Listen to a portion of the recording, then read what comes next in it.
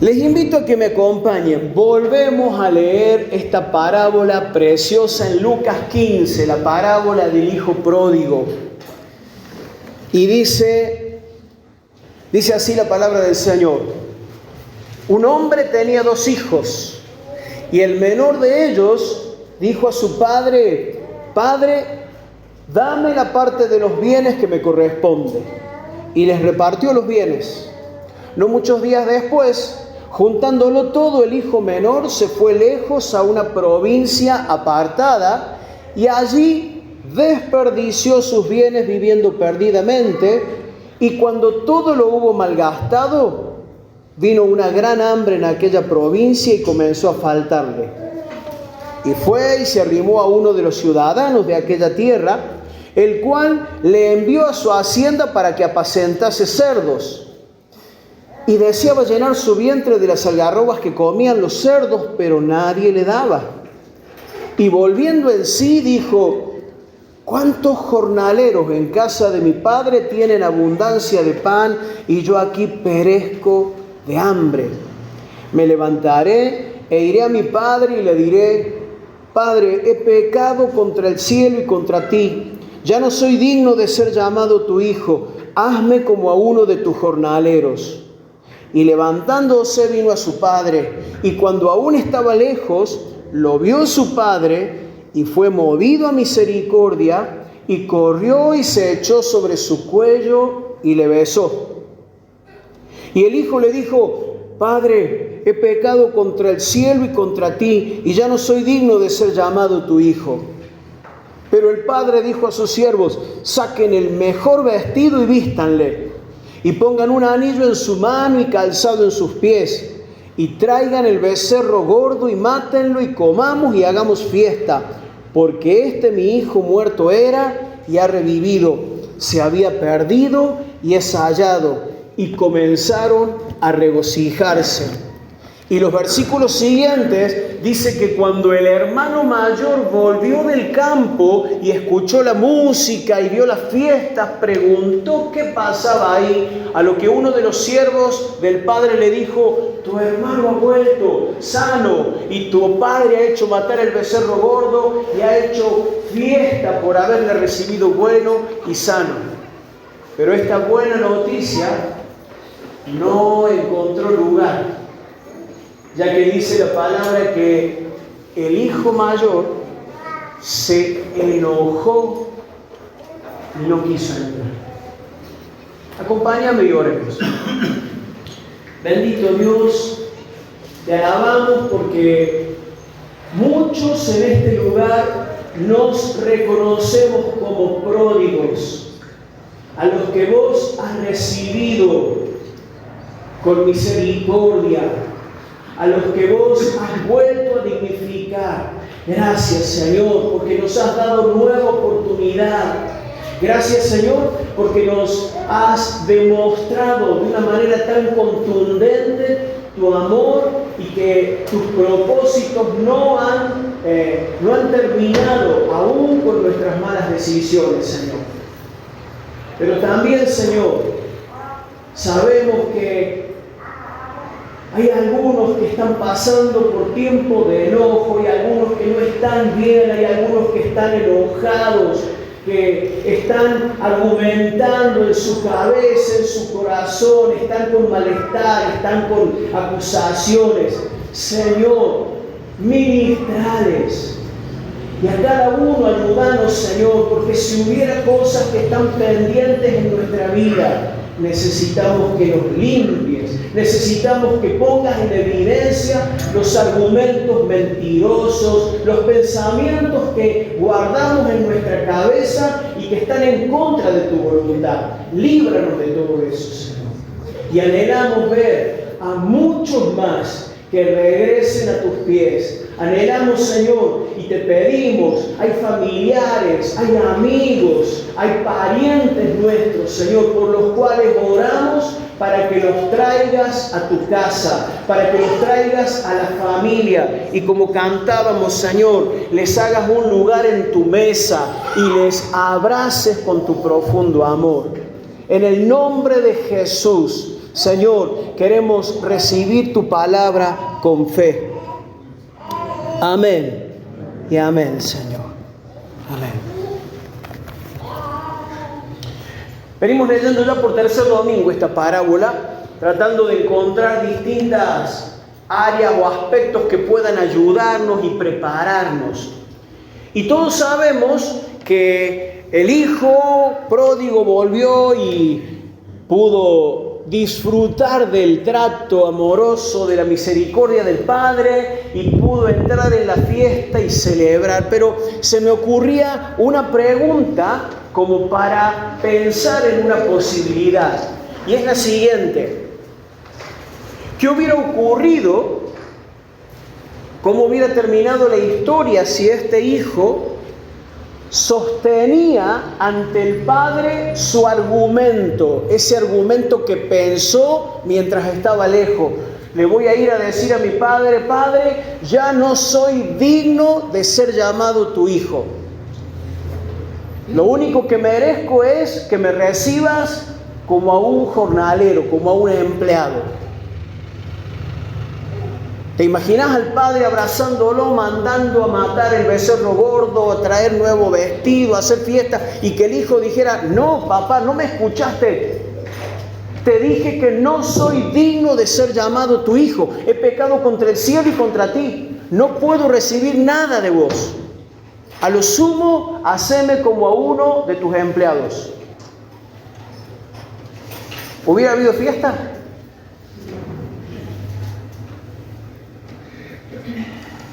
Dejo este planteo y quiero que me acompañen al Evangelio de Juan en el capítulo 13, versículos 4 al 11. Hay un episodio en la vida de Jesús junto a sus discípulos que también hemos leído muchas veces, es conocido, pero quiero relacionarlo con esto que estamos pensando respecto del hijo pródigo. El episodio donde Jesús lava los pies de los discípulos, ¿se acuerdan, no? En la última cena, momentos antes de que Jesús entregara su vida voluntariamente. Dice: se levantó de la cena y se quitó su manto, y tomando una toalla se la ciñó. Luego puso agua en un lebrillo, o sea, en una palangana, y comenzó a lavar los pies de sus discípulos. Esto fue un acto concreto, literal, que tiene obviamente un significado espiritual, ¿sí? Tomó agua en un lebrillo y comenzó a lavar los pies de los discípulos y a enjugarlos, o sea, a secarlos con la toalla con que estaba ceñido. Entonces vino a Simón Pedro y Pedro le dijo: Señor, ¿tú me lavas los pies? Respondiendo Jesús le dijo: lo que yo hago, tú no lo comprendes ahora, mas lo entenderás después. Pedro le dijo: no me lavarás los pies jamás. Jesús le respondió: si no te lavare, no tendrás parte conmigo. Le dijo Simón Pedro: Señor, no solo mis pies, sino también las manos y la cabeza. Jesús le dijo: el que está lavado no necesita sino lavarse los pies, pues está todo limpio. Y ustedes limpios están, aunque no todos, porque sabía quién le iba a entregar. Por eso dijo: no están limpios todos. El verbo o la acción que se repite en varias oportunidades en el relato tiene que ver con el lavamiento, ¿sí? Entonces dice que Jesús puso agua en el lebrillo, se ajustó la toalla a la cintura y comenzó a lavar los pies de los discípulos. Y aparecen expresiones como la de Pedro: Señor, ¿vos me vas a lavar los pies a mí? Sí, si no te lavare, no tendrás parte conmigo. Entonces lávame completo, báñame completo. No, el que ya se ha bañado, el que ya está limpio, no necesita sino lavarse los pies. Y aunque para nosotros en el castellano es la misma acción o el mismo verbo, curiosamente en el original, en el griego, no es siempre la misma palabra. Y aparecen algunos datos interesantes que nos puedan ayudar a entender un poquito más a qué estaba apuntando Jesús con esto. Cuando Jesús en el verso 8 le dice, si no te lavare, el verbo en el griego es la palabra nipto. ¿Cómo es la palabra? Nipto. Que significa o bien lavar las manos, o lavar los pies, o lavar la cabeza. Para eso se usaba esa palangana en los campos, o hasta cuando yo era chico me acuerdo que era común. En la zona donde yo vivía había gente que tenía agua en el fondo del patio de una bomba. Y llenaban el balde o llenaban la palangana y de ahí se lavaban las manos, la cara, ¿sí?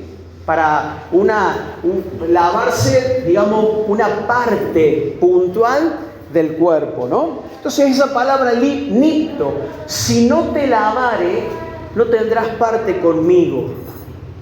Por eso Pedro va a decir, bueno, entonces Señor, lávame, ¿qué cosa? No solamente los pies, sino las manos, la cabeza, completamente.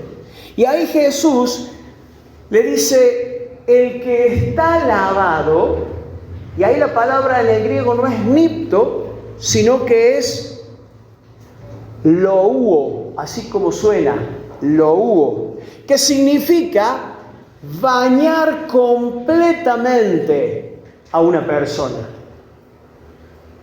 Como quien mete el bebé en la bañadera y lo refriega completo, le lava la cabecita, el cuerpo, los brazos, las piernitas, completo, ¿sí? Entonces, aparecen dos palabras, nipto, que es lavar las manos, o los pies, o la cara, la cabeza, y esta otra palabra, louo, que significa bañar completamente a alguien. Entonces Jesús le dice, el que está todo limpio, el que está louo, el que se ha bañado completamente, no necesita sino lavarse solo los pies. Lo que eventualmente pueda haberse ensuciado, porque en aquel entonces no usaban un calzado cerrado, sino que usaban sandalias, o algunos hasta descalzos andaban. Entonces era común que lo que se ensuciara eran los pies, ¿no? Entonces, con este contexto, que como te dije, fue un hecho concreto, un hecho real, pero que tenía o que sigue teniendo un significado espiritual, simbólico, Jesús le estaba diciendo a Pedro, a los demás discípulos y a todos nosotros, que cuando uno ya ha sido limpiado por el Señor Jesucristo, cuando hemos creído en Él y hemos aceptado que Él es el Cordero de Dios que quita los pecados del mundo, cuando le hemos entregado nuestra vida a Él y hemos depositado nuestra fe en Él como Salvador, Él nos limpió, nos bañó, nos lavó con su sangre, nos purificó. Pero que eventualmente puede ser necesario que tengamos que lavarnos las manos, que tengamos que lavarnos los pies, que tengamos que lavarnos la cabeza, porque también acá hay un simbolismo. Los pies son los que nos llevan a distintos lugares, que no siempre son los lugares más acertados. A veces terminamos yendo a lugares de los cuales después nos arrepentimos. ¿Te pasó alguna vez? Las manos son, por excelencia, el símbolo de lo que hacemos. ¿Sí? Representa lo que hacemos. Y no todo lo que hacemos agrada al Señor. Por eso a veces, eventualmente, necesitamos lavarnos las manos. En la cabeza tenemos los ojos, la boca, los oídos. Y esto representa lo que vemos, lo que oímos, lo que hablamos, lo que pensamos. Ahí está nuestra conciencia también. Y a veces, eventualmente, puede que tengamos que lavar nipto las manos, lo que hemos hecho, o podamos tener que lavar lo que hemos visto, o necesitemos limpiar esa limpieza del Señor puntual de lo que hemos oído o de lo que hemos dicho. ¿Se entiende, hermanos, lo que estoy planteando? Ustedes limpios están, le dice al final Jesús. Y este limpio es otra palabrita más que es katsaros, con K, que habla de una pureza total. Y Jesús les dice, ustedes limpios están, aunque no todos. ¿Por qué dijo aunque no todos? Porque estaba Judas. Porque había alguien que aunque compartía tiempo con Jesús, escuchaba sus enseñanzas y aparentemente era uno de los 12, en realidad no había nacido de nuevo. Nunca fue regenerado, nunca aceptó el señorío de Cristo sobre su vida, ¿no? En Juan capítulo 15 hay otra alusión a esto mismo, donde Jesús habla de la vid verdadera. ¿Se acuerdan? Yo soy la vid verdadera y mi Padre es el labrador. Todo pámpano que en mí no lleva fruto, mi Padre lo cortará. Pero todo pámpano que lleva fruto, mi Padre dice, lo limpiará. Y ese limpiará habla de esta palabra nipto. Todo el que ya es del Señor eventualmente necesita que el Padre lo vaya podando, vaya sacando algunas áreas, algunos aspectos que necesitan limpieza. Porque como les decía, en nuestro andar diario, a veces nos enredamos en alguna conversación inconveniente, a veces por temor o por no perder amistad o porque no tuvimos la suficiente firmeza, nos dejamos empujar o impulsar por amigos a hacer cosas que en la conciencia sabemos que no están bien. A veces pasa eso, aunque hemos sido regenerados, transformados, nacidos de nuevo, muchos de nosotros. Y eso es algo que solamente Dios lo sabe.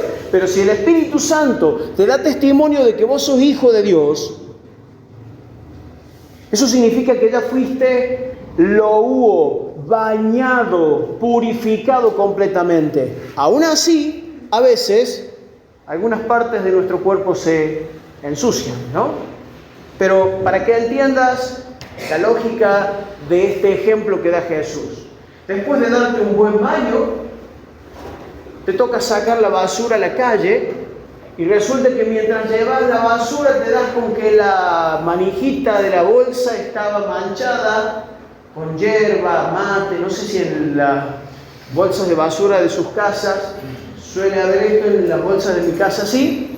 Se toma mate al por mayor, entonces es muy común que se vea las gotitas verdes en el piso, o a veces uno agarra la bolsita y se ensucia la mano. Cuando volvés a tu casa y ves que tenés las manos verdes ahí del juguito del mate, ¿te volvés a bañar completamente? ¿Qué te lavas? Lavas las manos. Porque el que está todo limpio no necesita volver a bañarse, sino que necesita lavarse, en este caso, las manos, ¿no? Un texto más para complementar todo esto. Hebreos capítulo 10, versículos 19 al 23. Y acá dice el autor de esta carta, así que, hermanos, entre paréntesis, no está escribiendo algo evangelístico, no está hablándole a incrédulos, está hablándoles a personas que habían aceptado al Señor Jesús como su Salvador y por lo tanto tenían a un mismo Padre, a Dios, ¿sí? Cristianos, nacidos de nuevo. Así que, hermanos, teniendo libertad para entrar en el lugar santísimo por la sangre de Jesucristo, por el camino nuevo y vivo que Él nos abrió a través del velo, esto es, de su carne, y aclaro para que vayamos entendiendo, ¿por qué habla de un camino nuevo? Porque el autor de esta carta está trayendo a la memoria de sus lectores lo que ocurría en el Antiguo Testamento, en la época del tabernáculo de Moisés, o que Moisés por orden de Dios había levantado, donde había un lugar santo separado por una cortina o por un velo del lugar santísimo, donde estaba el arca del pacto, donde estaban esos querubines que protegían con sus alas la presencia de Dios. Y en esa época, los lectores de esta carta lo sabían, solamente podía entrar el sumo sacerdote, es decir, el mayor de todos los sacerdotes, el jefe, por decirlo de alguna manera, podía entrar al lugar santísimo una vez al año, no sin antes haberse lavado, haberse purificado, no sin antes haber presentado ofrendas por sus propios pecados y por los pecados de todo el pueblo. Recién ahí podía entrar con muchísimo cuidado al lugar santísimo. Pero ahora, dice el autor de esta carta, tenemos libertad para entrar en el lugar santísimo. Porque acordate que en Cristo fuimos hechos real sacerdocio, nación santa, dice Pedro. Entonces hay un nuevo camino. Antes el sacerdote tenía que presentar sangre de animales, ¿sí? Y hacerlo repetidamente. Era un ciclo que no se terminaba nunca, porque aunque eran justificados por la sangre de los animalitos, volvían a pecar. Pero dice esta carta que nosotros tenemos libertad para entrar en el lugar santísimo por la sangre de un macho cabrío, de una vaca, de un toro. ¿Por la sangre de quién? Por la sangre de Jesucristo. Por este camino nuevo y vivo. Porque aunque Jesucristo murió en la cruz, resucitó y venció a la muerte. Gloria a su nombre. Por el camino nuevo y vivo que Él nos abrió a través del velo. Y esto hace alusión a lo que cuentan los evangelios. En la época de Jesús había el templo, y ese templo también tenía el lugar santo separado del lugar santísimo por un velo, una cortina gruesa. Y seguían manteniendo la misma tradición del Antiguo Testamento. Al lugar santísimo nadie podía entrar salvo el sumo sacerdote una vez al año. Pero cuando Jesús murió, cuenta el Evangelio que ese velo se rasgó, se partió, y no de cualquier manera. Aclara el Evangelio que se partió desde arriba hacia abajo, se abrió en dos. Y ya no hubo separación entre el lugar santo y el lugar santísimo, sino que ahora tenemos libertad para entrar. ¿Y por qué se abrió de arriba a abajo? Porque la salvación viene de Dios, viene de arriba. Porque nos la dio aquel que Dios puso como propiciación por nuestros pecados. Es decir, ¿a quién? A Jesús. Porque aunque esto pueda ofender la moralidad o pueda ofender el pensamiento o la lógica de muchas personas, el Evangelio es un mensaje que confronta muchas corrientes de pensamiento. Hay un solo Dios y hay un solo mediador entre Dios y los hombres, que es Jesucristo, hombre. No hay Buda, no hay, se me fueron los otros nombres. Mahoma, no hay ningún otro nombre bajo el cielo en quien podamos ser salvos. Por eso Jesús es el que nos abrió este camino nuevo y vivo al Padre para que podamos entrar en el lugar santísimo, en el lugar de la misma presencia del Señor. ¿Te das cuenta de lo que eso significa? Yo al decírtelo, oro y le digo, Señor, ayúdanos a entender lo que esto significa, para que lo podamos disfrutar. Como decía en algún momento Fernando, la importancia de disfrutar de todo lo que Dios ha puesto a nuestro alcance, de poder entrar a la fiesta. No porque nosotros seamos merecedores, no porque nosotros seamos importantes, sino porque en Cristo fue cubierta nuestra iniquidad, nuestro pecado, fueron perdonadas nuestras maldades y ahora por Él podemos entrar. ¿Te das cuenta? Antes no podían, sino solo el sumo sacerdote. Ahora nosotros sí tenemos libertad para entrar al lugar santísimo por la sangre de Jesucristo. Sigo leyendo, verso 20. Por el camino nuevo y vivo que Él nos abrió a través del velo, esto es, de su carne. Y teniendo un gran sumo sacerdote sobre la casa de Dios, dice el verso 22, acerquémonos con corazón sincero, no con doblez, no con engaño, no con apariencia, sinceramente, en plena certidumbre de fe, purificados los corazones de mala conciencia. Y acá aparece la expresión que tiene que ver o tiene relación con las anteriores. Y lavados los cuerpos con agua pura. Acerquémonos con corazones sinceros, en plena certidumbre de fe. ¿En qué podemos apoyarnos vos y yo para tener semejante certeza, semejante seguridad de poder acercarnos a Él? En que la obra no depende de nosotros.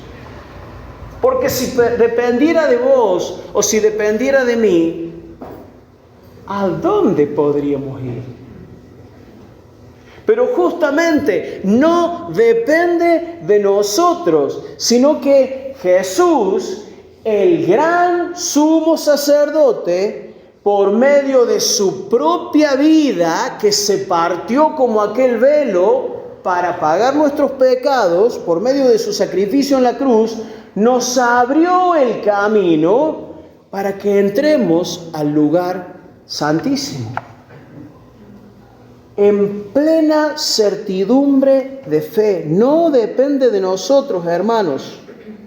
Y la certeza también tiene que ver con lo siguiente: purificados los corazones de mala conciencia y lavados los cuerpos con agua pura. Mirá, acá aparecen dos elementos, el elemento espiritual y el elemento material. La sangre de Cristo no solamente lavó nuestros hechos materiales, lavó nuestros cuerpos, ese loú, ese bañarnos completamente para purificarnos.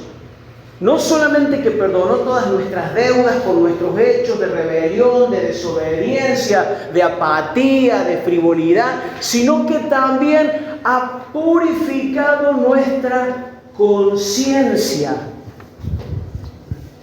Y acá hay algo que es oro en polvo, hermanos, para que podamos entenderlo para el crecimiento de nuestra fe. Porque no solamente, como te digo, fueron perdonados nuestros hechos pecaminosos, nuestras desobediencias, sino que el Señor ha purificado nuestros corazones de mala conciencia.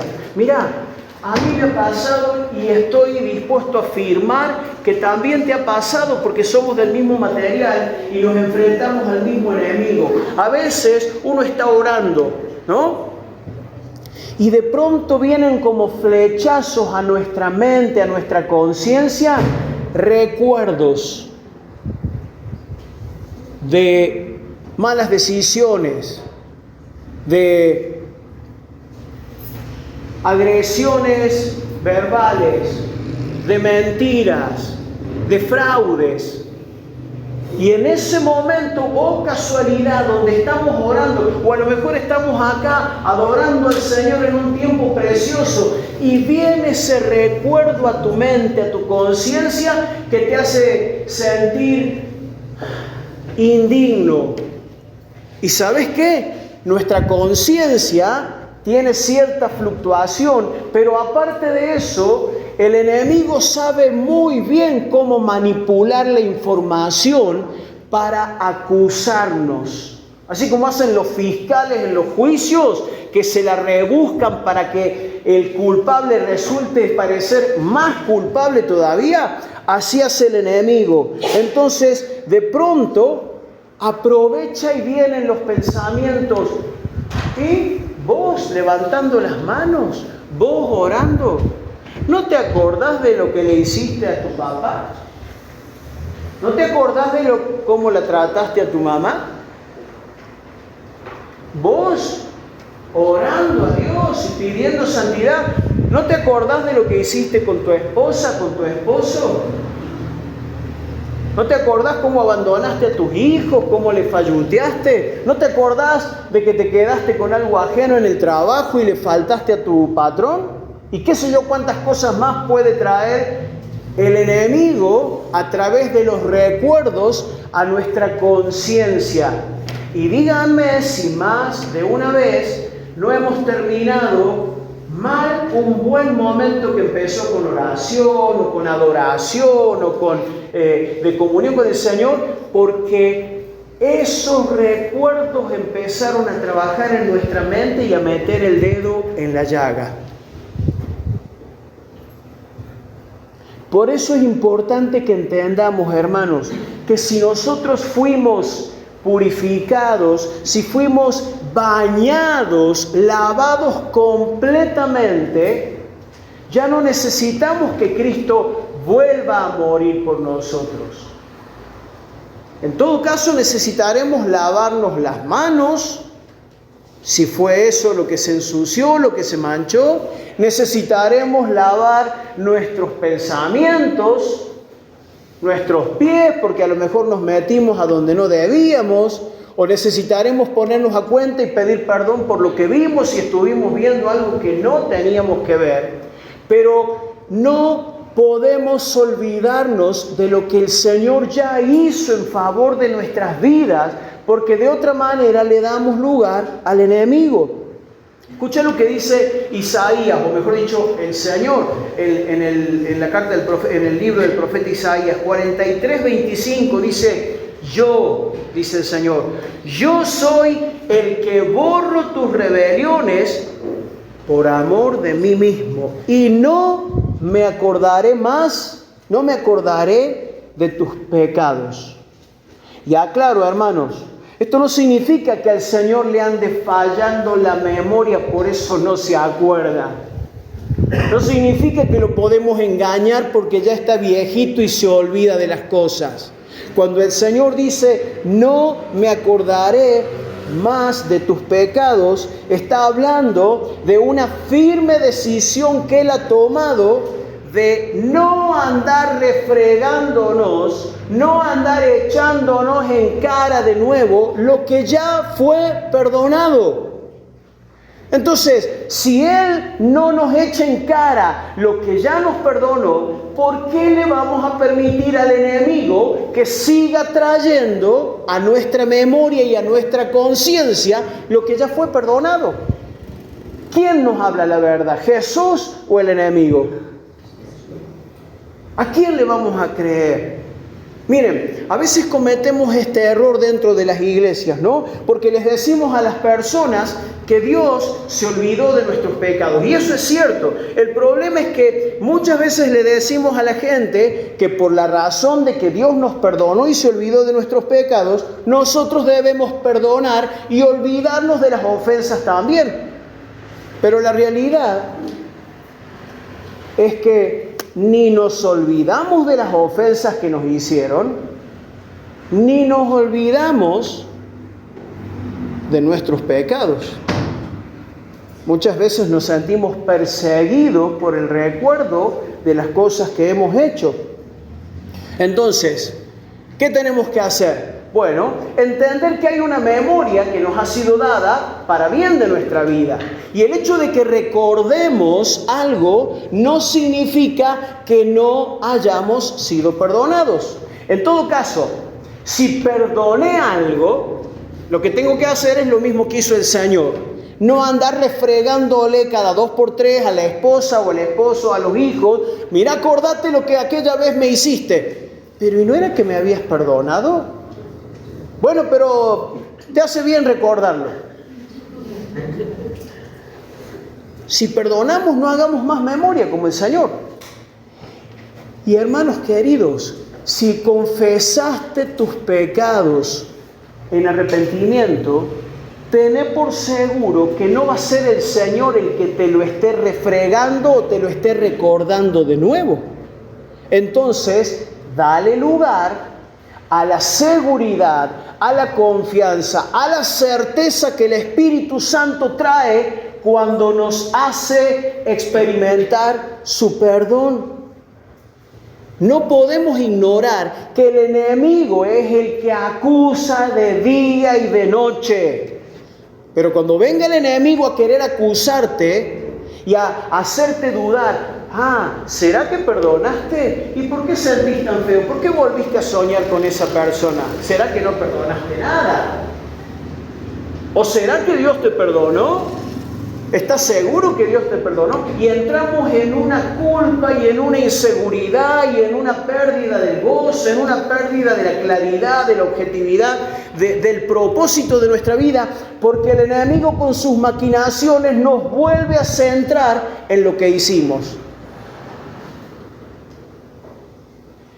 Cuando el enemigo te recuerde tu pasado, recordarle su futuro. ¿Sí? Le espera el lago de fuego y azufre por la eternidad. Allí será el lloro y el crujir de dientes. Y vos enfócate en lo que Cristo ya hizo y ya dijo en favor de tu vida. ¿Entendés? Esto es fundamental, hermanos. Hay mucha gente que de pronto se traba en su vida cristiana, intenta arrancar y se vuelve a quedar ahí a mitad de camino porque vuelve a dudar del perdón sobre sus pecados, vuelve a darle demasiado crédito, vuelve a prestarle oído al enemigo y de esa manera se vuelve todo un círculo vicioso. Acordate, fuimos lavados completamente. Eventualmente nos manchamos. Eventualmente tenemos que ir al Señor para que limpie lo que necesita ser limpiado. Pero no dudes nunca, si realmente le has entregado tu vida a Cristo, no dudes de lo que Él ya ha hecho con vos. Claro, ¿qué ocurre? Cuando nos manchamos, ¿sí? Cuando de pronto cometemos algún pecado, cuando desobedecemos en algún área de nuestra vida, y claro, es obvio que vamos a sentir la tristeza y vamos a sentir la falta de gozo, pero no perdemos la salvación, hermanos. No perdemos la salvación. Lo que sí ocurre es que se interrumpe nuestra comunión con el Señor y eso trae confusión, ¿no? En definitiva, eso es como andar en oscuridad. Cuando uno anda en oscuridad no ve claramente. Cuando hay niebla no se puede viajar con la misma tranquilidad que cuando no la hay. ¿Sí? Entonces, Eso es lo que le pasó al hijo pródigo, justamente, cuando se apartó del padre, viviendo perdidamente en esa ciudad alejada, empezó a carburar la culpa. Empezó a pesarle la conciencia. Por eso de pronto se levantó, después de reflexionar, después de entrar en razón, y decidió volver arrepentido, pero con la expectativa de ser solamente, ¿qué ahora en vez de ser el hijo? De ser un empleado. De ser un empleado. Eso nos pasa cuando la culpa se apodera de nuestra conciencia. Pero acuérdate, leíamos en Hebreos que no solamente Él ha purificado y ha lavado nuestros cuerpos de las obras malas, sino que ha purificado nuestra conciencia, para que vivamos en la seguridad, en la certeza del perdón. Ahora, para ir cerrando y volver a la historia preciosa del hijo pródigo, más allá de los argumentos de mérito o de falta de mérito que tenía el hijo pródigo, si me recibe como un empleado ya va a ser un golazo, porque por lo menos voy a poder volver a comer de todo. ¿Qué hizo el padre?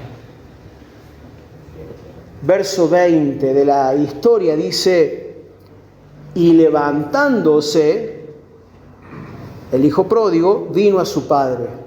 Y cuando aún estaba lejos, lo vio su padre y fue movido a misericordia. Y corrió y se echó sobre su cuello y le besó. Y yo quiero que puedas volver a pensar en esto, en la misericordia de Dios. Porque dice claramente esta parte de la historia que cuando el padre lo vio a lo lejos, se levantó y fue movido a misericordia. Y esa misericordia es la manifestación externa, la manifestación visible de la compasión de Dios hacia los que estamos en una situación irremediable. Es la compasión de Dios hacia los que estamos en una situación insalvable por nuestros propios medios. Pero se puso en acción esa misericordia, porque Dios sabía que no había más quien pudiera ayudarle, sino solamente Él. Él es el que puede ayudarnos a nosotros. Él es el que puede levantarnos de nuevo de la miseria. Él es el que puede sacudirnos, lavarnos, volver a darnos esperanza. Él y solo Él es el que puede librarnos de la condenación, de la culpa y de todas las acusaciones que el enemigo intenta disparar sobre nuestras vidas. Pido a los chicos de la alabanza que puedan adelantarse. Miren, termino con un texto precioso en Jeremías capítulo 36, versículos 6 al 8.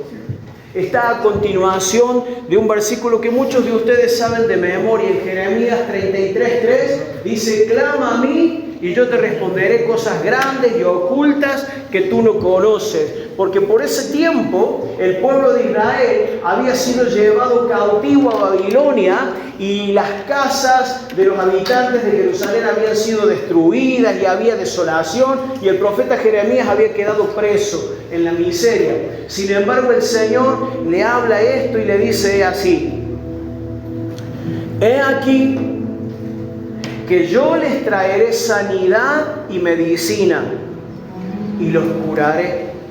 Y les revelaré abundancia de paz y de verdad.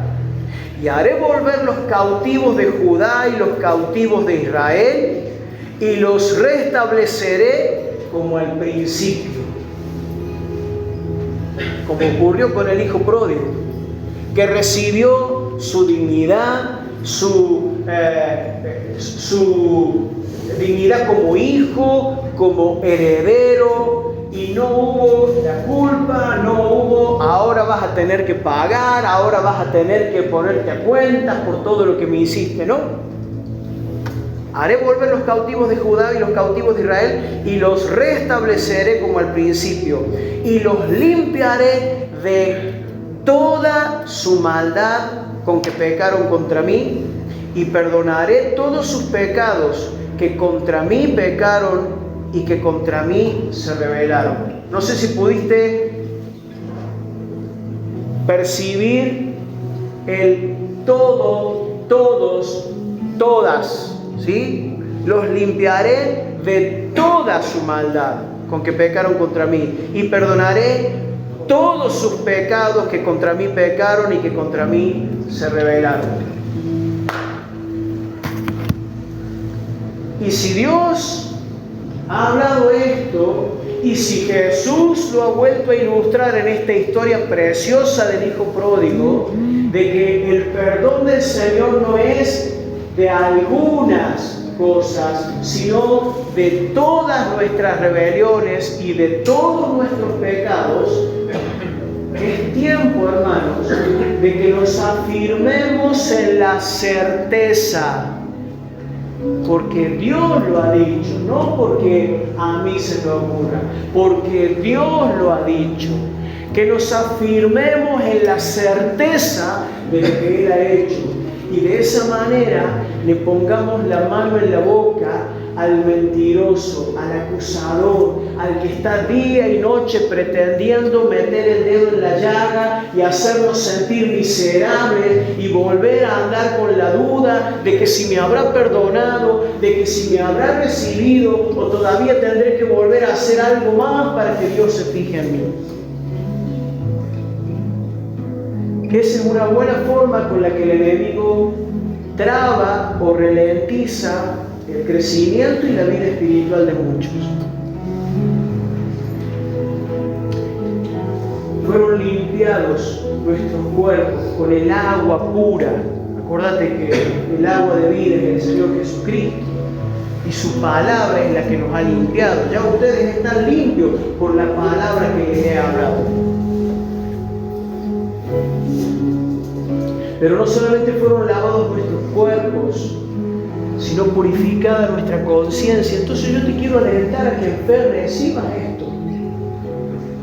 Ojo, si hay algo pendiente, ya sabes cuál es el camino.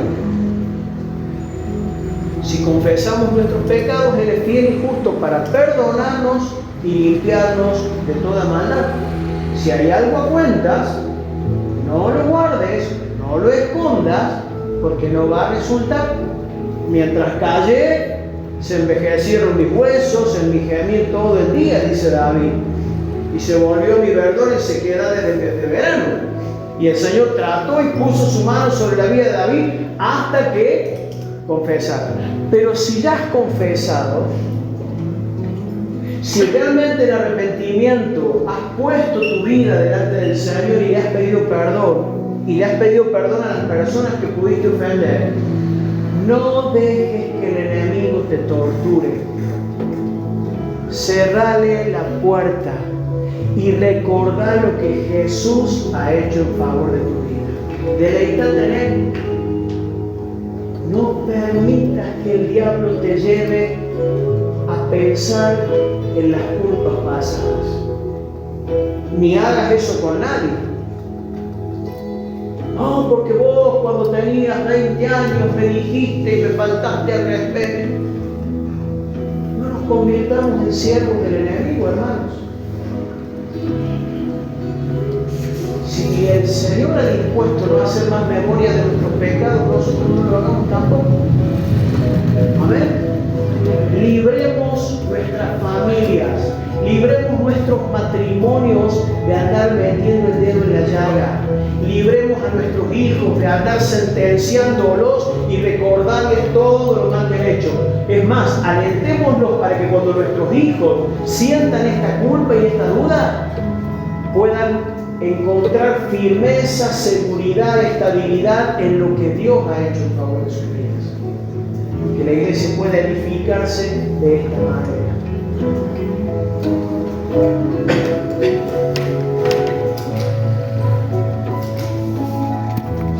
gustaría que pudiéramos volver a cantar juntos.